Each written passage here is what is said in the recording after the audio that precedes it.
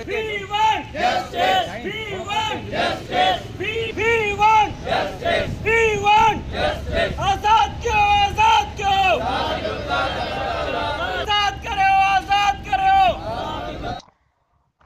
8 रोज कबल जिला शिकारपुर के इलाके चक में सहाफी गुलजार अली सेठार के 14 साल बेटे इब्रार अली और भांजे 16 साल आरिफ अली सेठार को अगवा कर लिया गया, जिनका अभी तक कुछ पता नहीं चल सका है। दोनों मासूम बच्चों को अगवा के खिलाफ कराची के सेठार बिरादरी के सैकड़ों अफराद ने सेठार वेलफेयर एसोसिएशन के मरकजी रहनुमा हाजी गुलाम अली सेठार, इंजीनियर बरकत अली सेठार, इरशाद अली सेठार, जवाद सेठार, फारूक सेठार की रहनुमाई में मलिक प्रेस क्लब के सामने एहतजाजी मुजाहरा किया।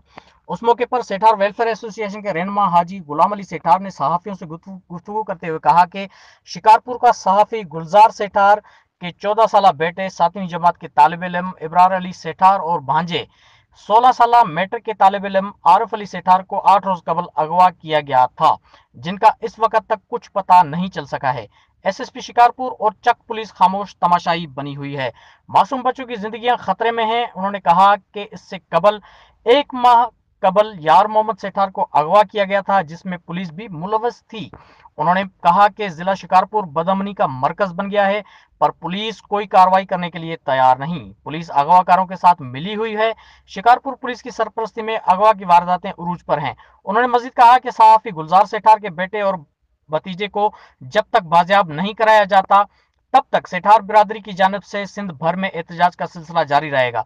मुजाहिरीन ने चीफ जस्टिस ऑफ सिंध, वजीर आला Sindh, IG Sindh, DG rangers और दीगर से मुतालबा किया है कि अगवा किए गए मासूम बच्चों को फौरी बाजियाब कराया जाए और शिकारपुर के मुलजमान के खिलाफ सख्त कानूनी कार्रवाई की जाए ताकि शरीफ शहरी महफूज रह सकें। We want justice. We want